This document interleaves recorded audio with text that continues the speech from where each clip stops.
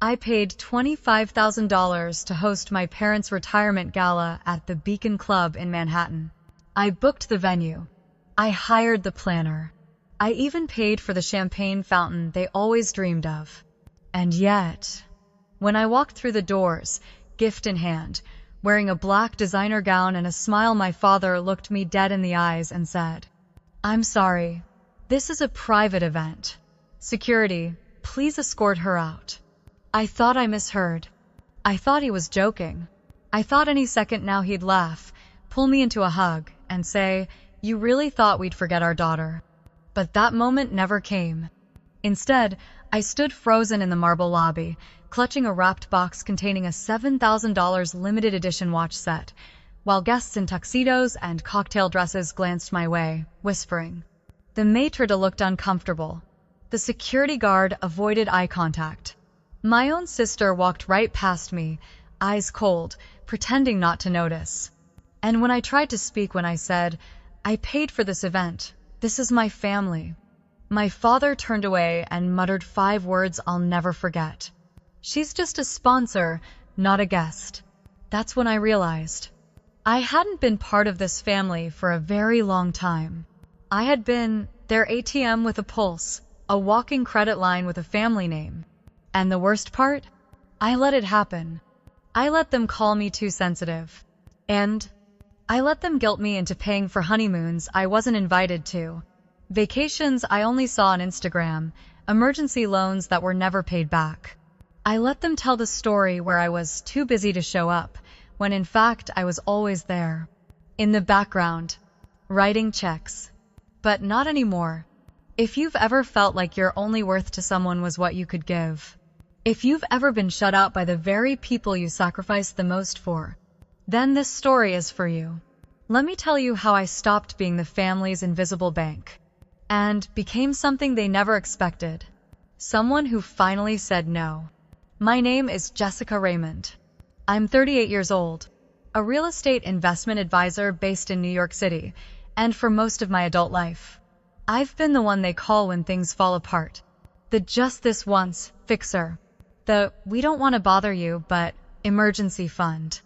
The daughter who quietly wires the money and never asks for anything in return.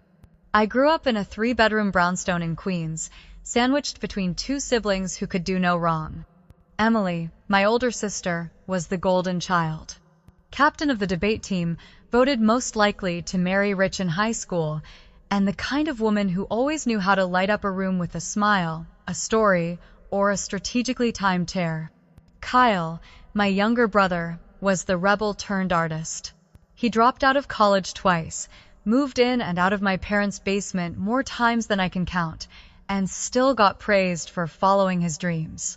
Then there was me, the responsible one, the quiet one, the background character in my own family. I was the kid who did everything right but somehow never quite right enough.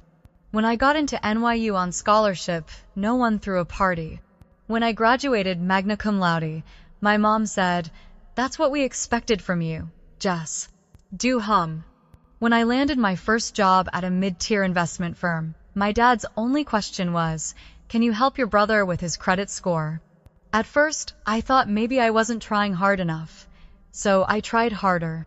I worked 60-hour weeks, said yes to every promotion, every late-night deal, every impossible deadline. I built a client base from scratch, bought my first apartment by 30, was featured in Business Monthly as one of the rising stars in female-led wealth management firms in Manhattan. But none of that mattered at the dinner table, because no matter what I achieved, no matter how much I gave, or did, or proved, I was never Emily, with her glowing updates and curated Instagram family. I was never Kyle, the tortured creative with endless second chances. I was the one who was too busy, too cold, too career-focused to be part of the real family story. Even when I flew home from a business trip early to help Emily plan her wedding. Even when I gave Kyle 10 grand to launch his photography business. Even when I covered Mom's medical bills. Dad's club membership. The Aspen trip they forgot to tell me about. I kept showing up. Quietly. Consistently. Until the night of that gala. Until the moment I stood in the lobby, uninvited to the event I paid for, watching them smile, toast, and laugh like I was nothing more than a distant acquaintance. That was the moment I stopped being their background character and started becoming the main character in my own damn story. In our family, love was conditional. It wasn't said out loud. No one wrote it down or admitted it over dinner. But it lived in every sideways glance, every forgotten invitation, every whispered, "She's just not like us." Growing up in the Raymond household felt like being a guest in your own home, welcome, but not essential. Present, but never truly seen. My sister, Emily, she could do no wrong. When she failed a college course, Dad blamed the professor. When she maxed out her credit card redecorating her apartment, Mom said, "She's just nesting. That's natural." Tense 5.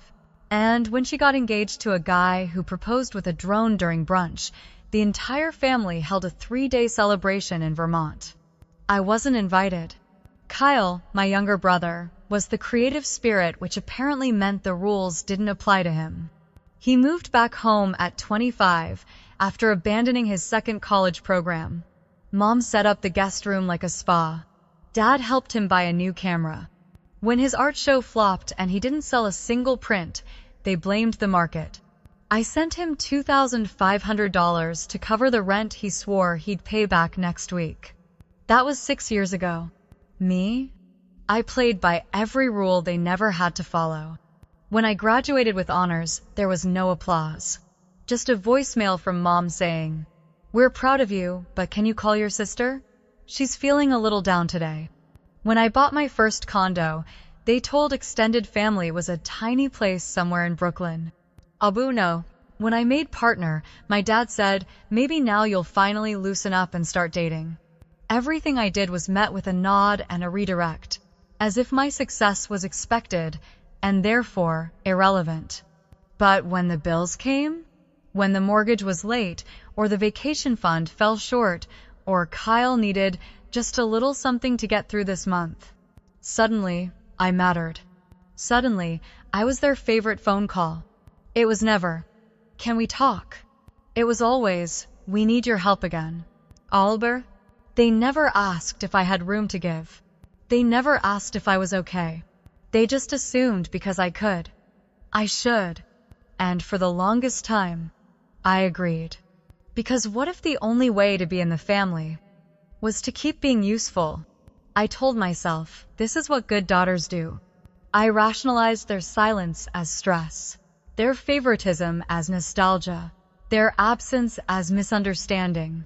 I excused the fact that I found out about Thanksgiving dinners through Facebook posts, that my name was missing from Christmas cards, that my nephew once asked, "Why don't you ever come to our house?" And I had to pretend it was my choice.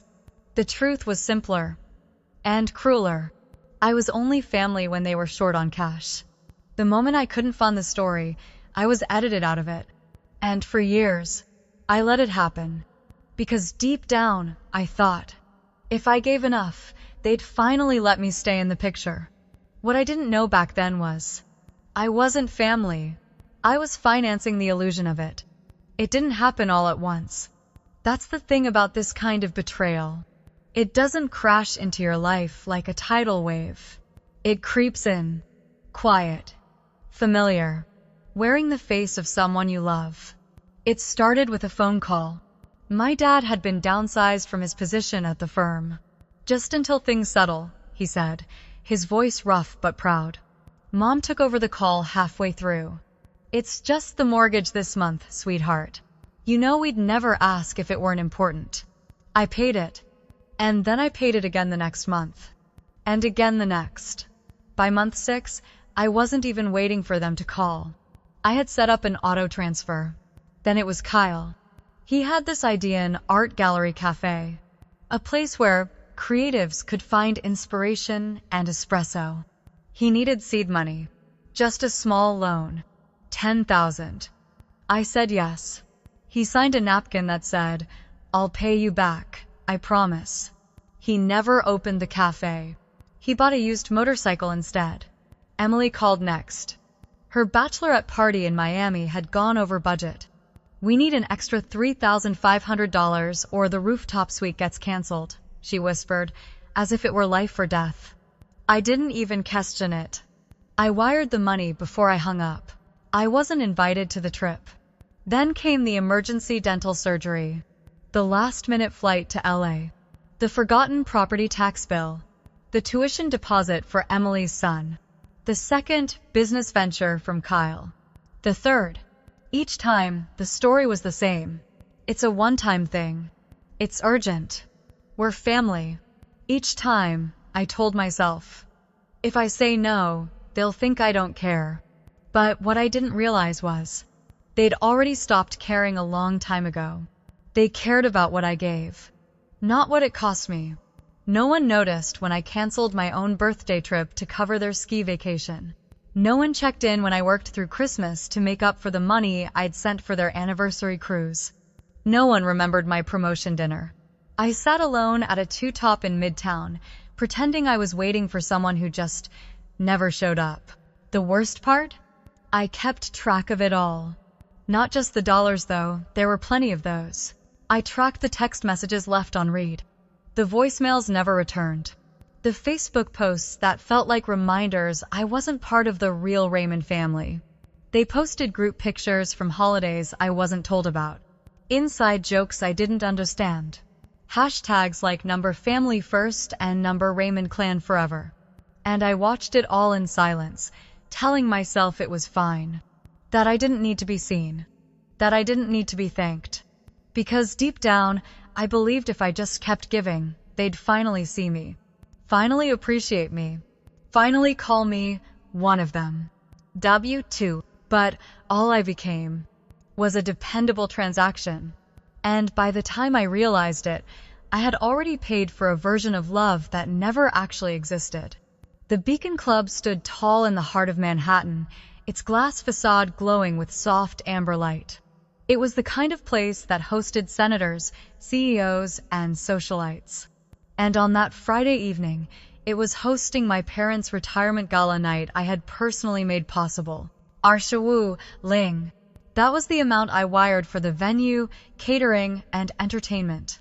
And it didn't include the custom wine labels with their initials, or the platinum-tier dessert table, or the jazz quartet flown in from Chicago.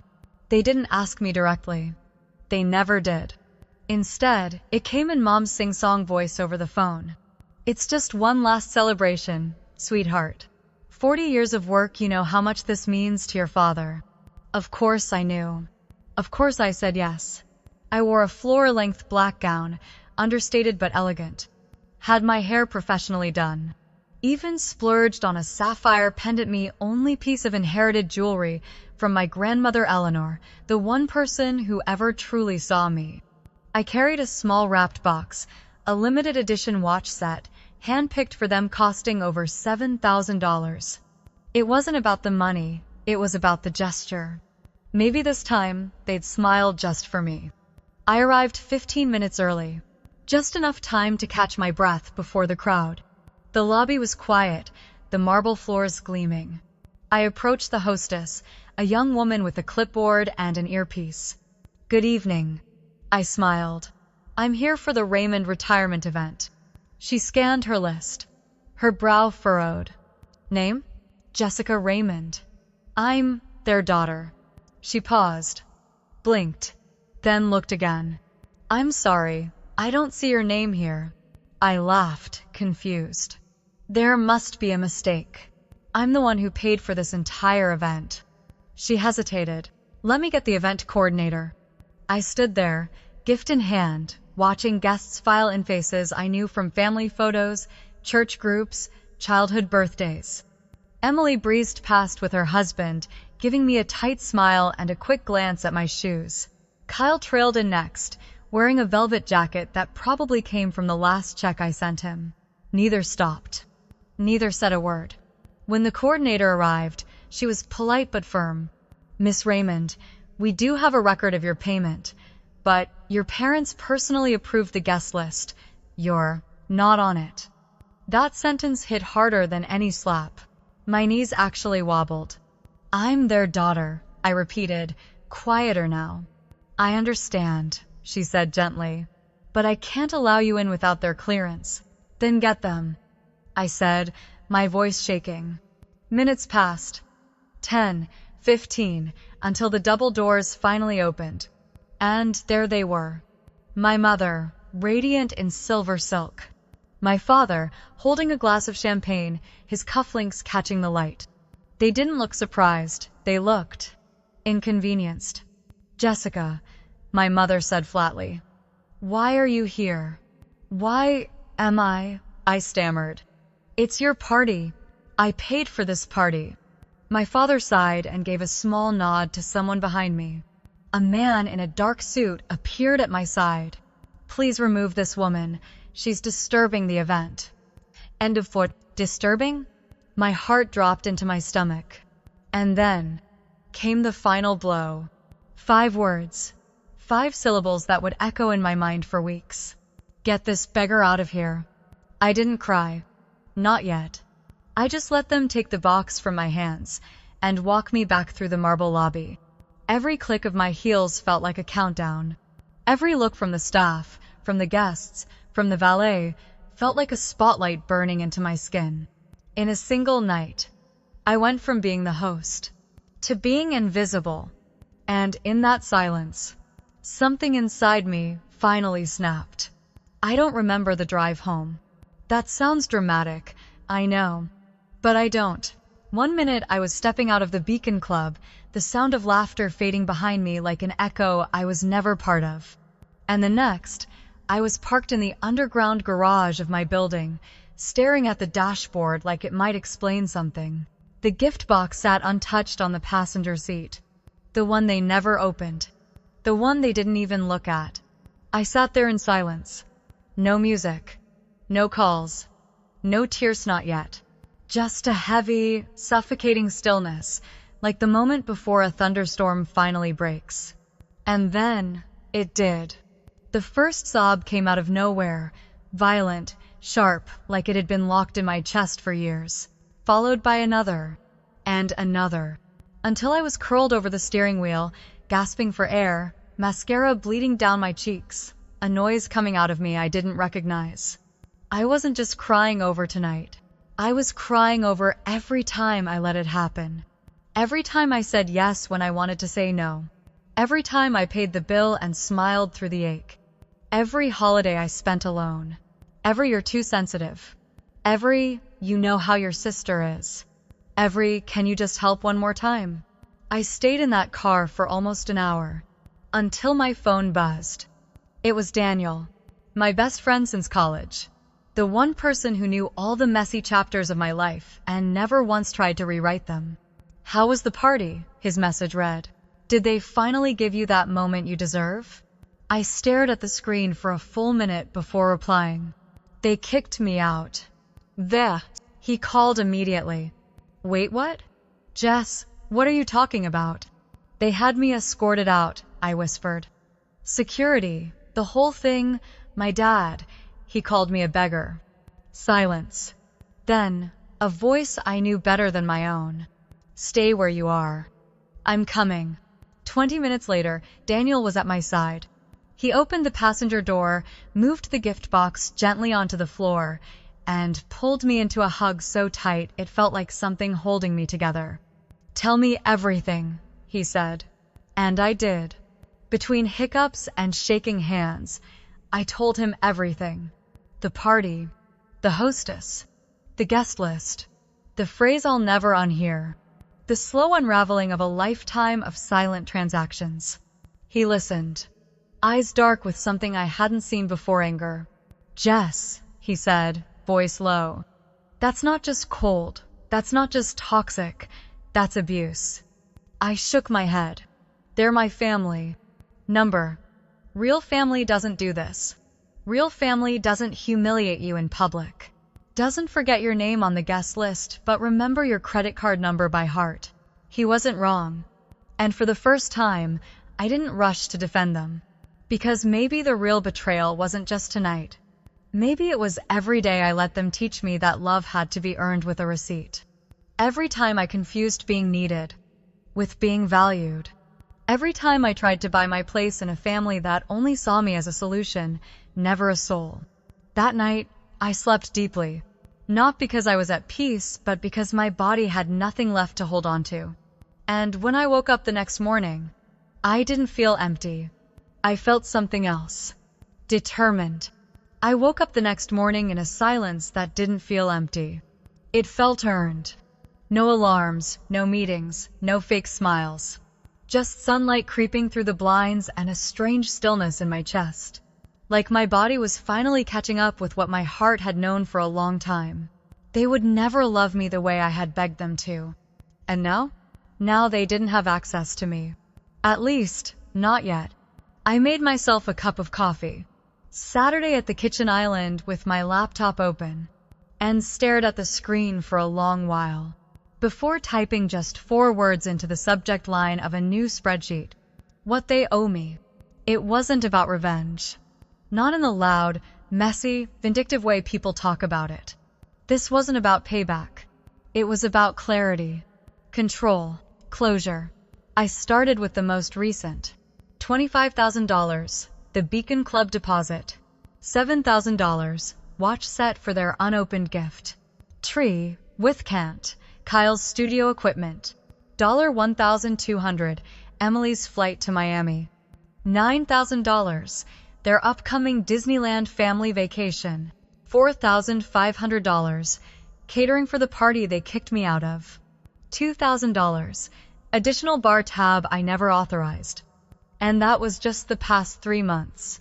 I scrolled back further. Thankfully, I'm meticulous with records. Because I had always told myself, one day, you're going to need the truth in writing. And that day was here. The final tally? Over $410,000 in direct payments, loans, gifts, and covered emergencies, none of which had ever been repaid. None of which had ever even been acknowledged. Daniel came over mid-morning. He looked at the screen and let out a low whistle. That's a house, Jess. That's 2 Ivy League educations. That's a retirement plan for someone who actually cares about you.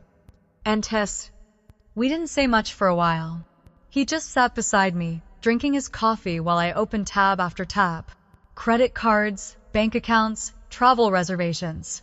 And then I began undoing it all. I called the Disney travel agent first.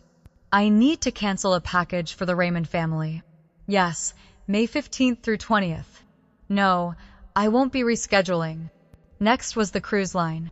The Alaskan trip I had booked as a surprise gift for their anniversary.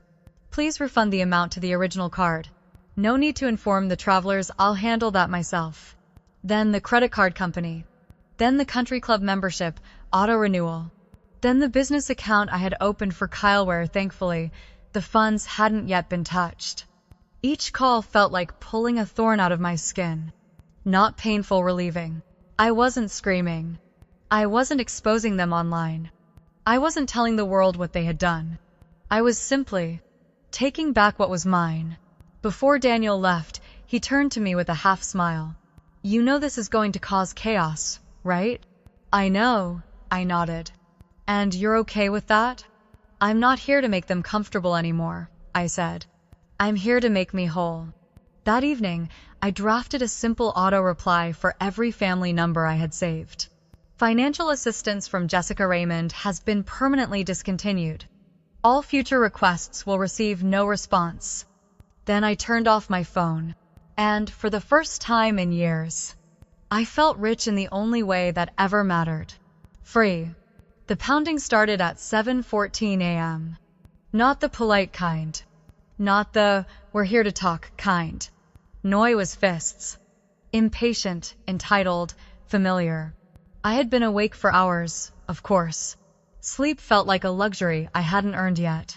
I sat still on the couch, watching the door vibrate in its frame, sipping coffee with both hands like it might keep me grounded. Then the voices started. Jessica, open this door right now. Dad, barking like I was a teenager past curfew. We know you're in there.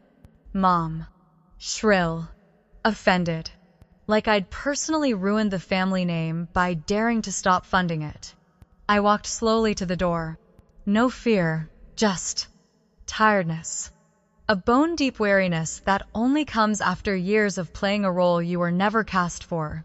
Through the peephole, I saw all three of them. Emily, arms crossed. Kyle, pacing like he had somewhere better to be. And my parents still dressed like power players, though Dad's tie was askew and Mom's mascara was smudged. I opened the door. No words, just eye contact. And they rushed in like a wave. What is the meaning of this? Dad snapped, already halfway across my living room. You canceled everything, Emily spat. The trip, the cruise Jack and Emma were counting on Disneyland.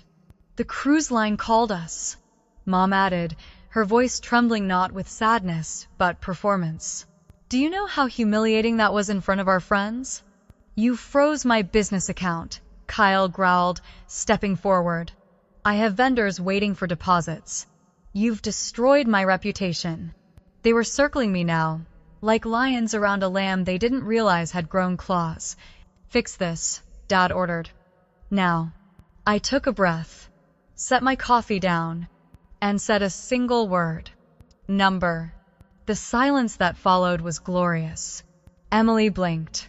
Kyle scoffed. Mom gasped. Dad's mouth opened like he'd been slapped.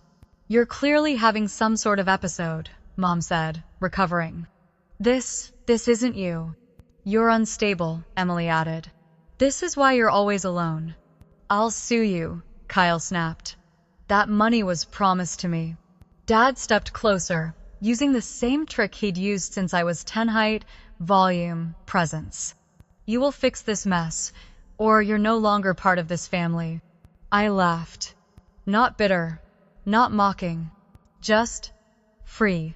No longer part of the family? I said. When was I ever? I walked over to the side table and picked up the spreadsheet I had printed the night before. The one labeled 15 years of funding. I handed it to him.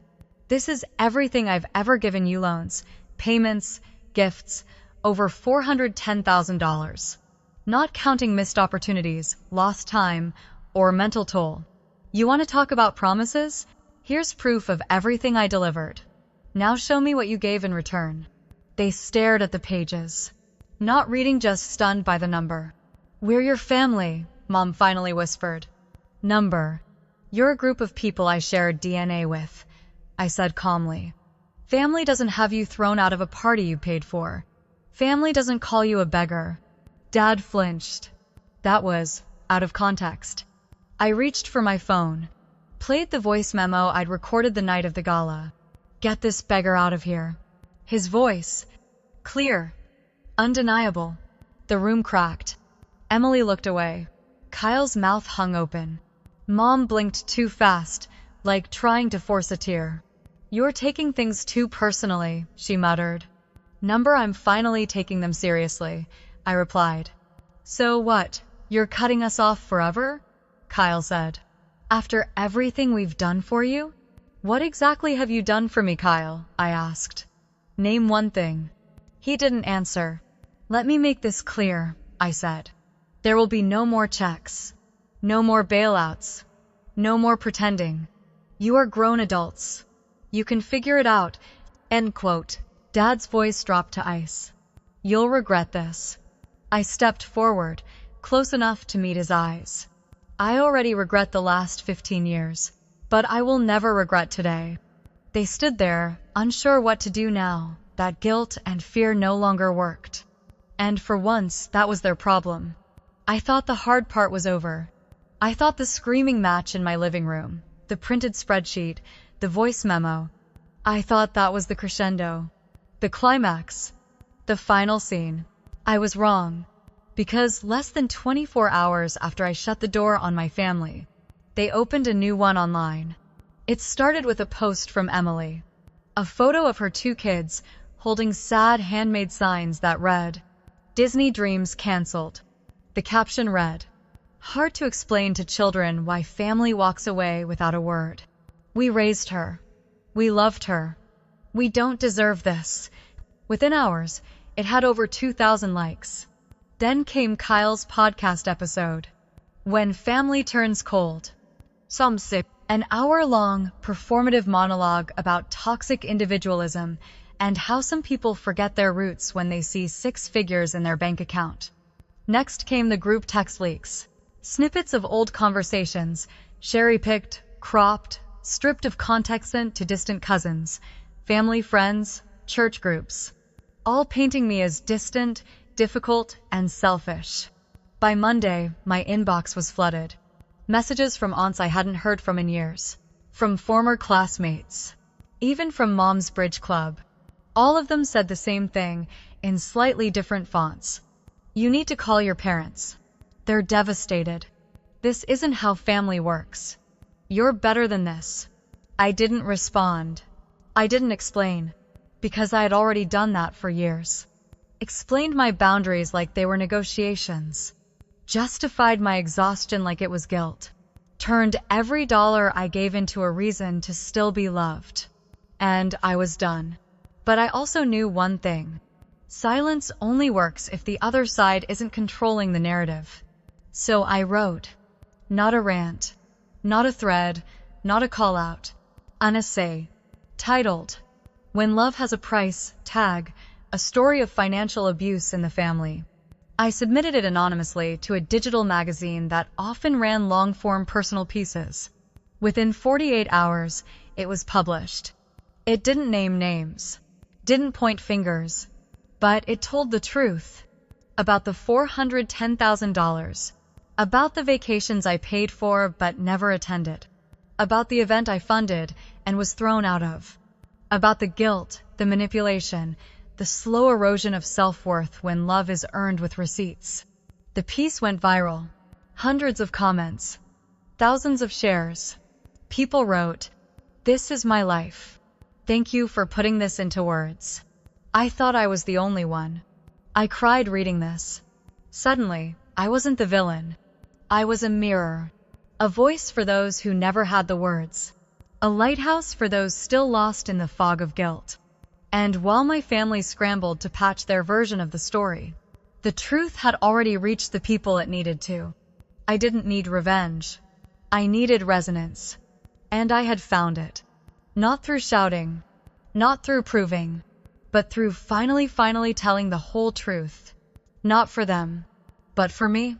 I didn't expect anything to happen. Not really.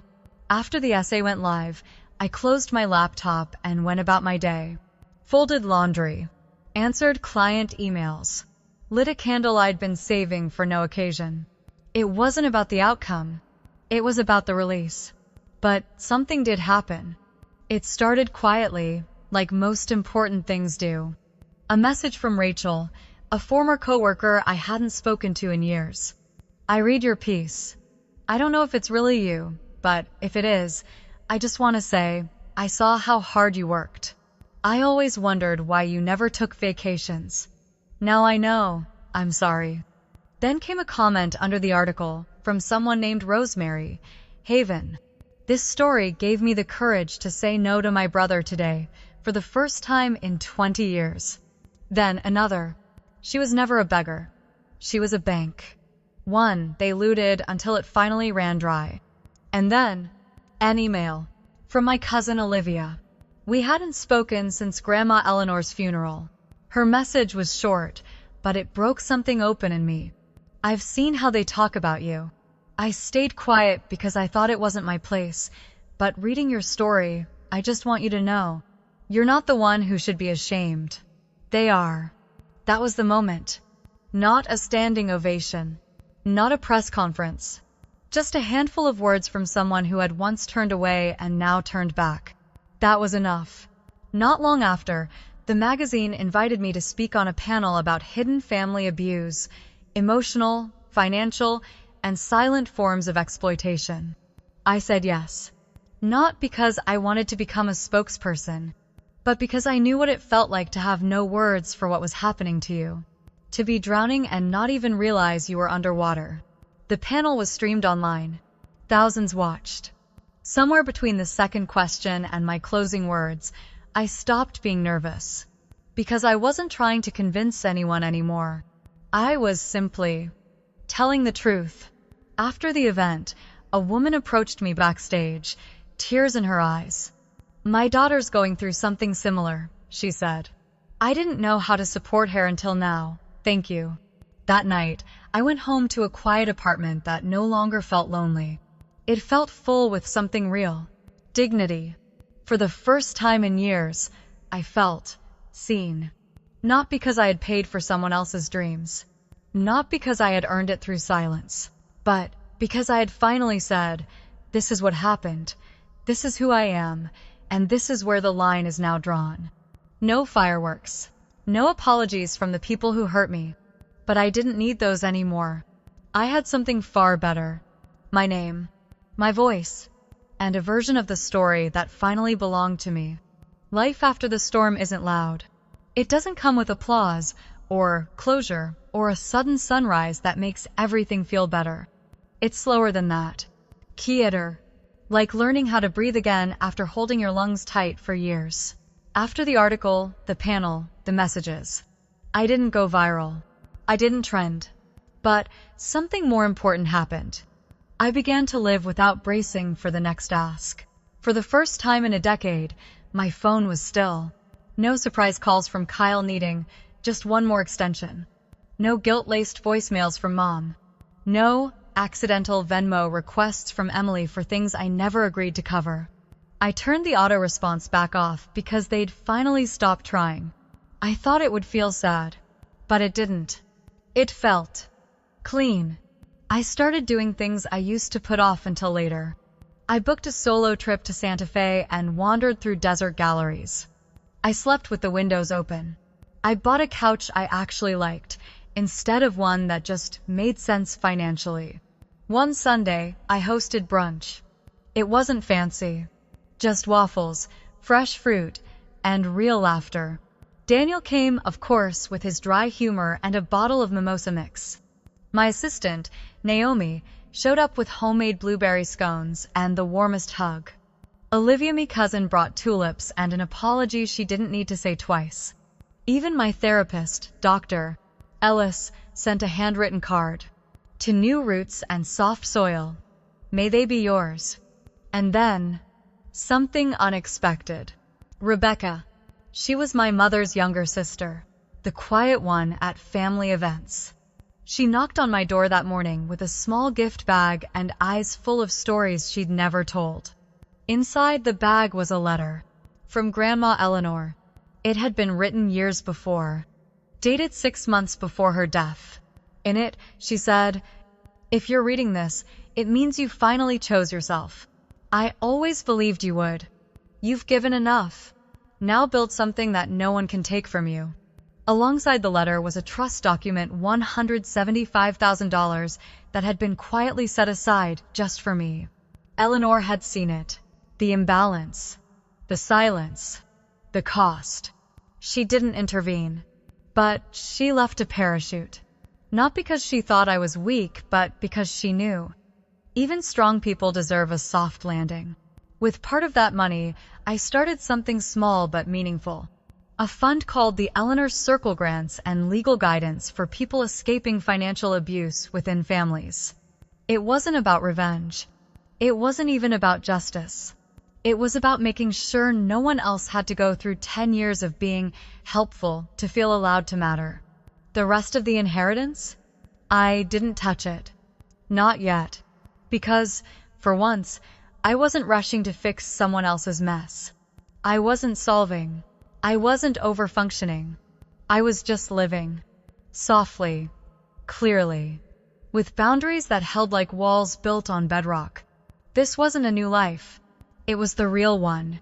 The one that had been waiting, just beyond the noise. And now? Now I was ready to walk in. On my own terms. If you've made it this far, I want to say something to you. Not as someone with all the answers. Not as someone who's healed in some perfect, cinematic way. But as someone who had to break. Just to finally stop bending. Here's what I've learned. You don't have to earn love with receipts. You don't need to keep giving just to be allowed to stay. And no matter what anyone told you growing up, your worth is not measured by how much you provide. For so long, I believed that my value came from what I could fix, what I could pay for, what I could hold together behind the scenes. I thought saying yes made me loyal. I thought sacrificing my peace made me generous.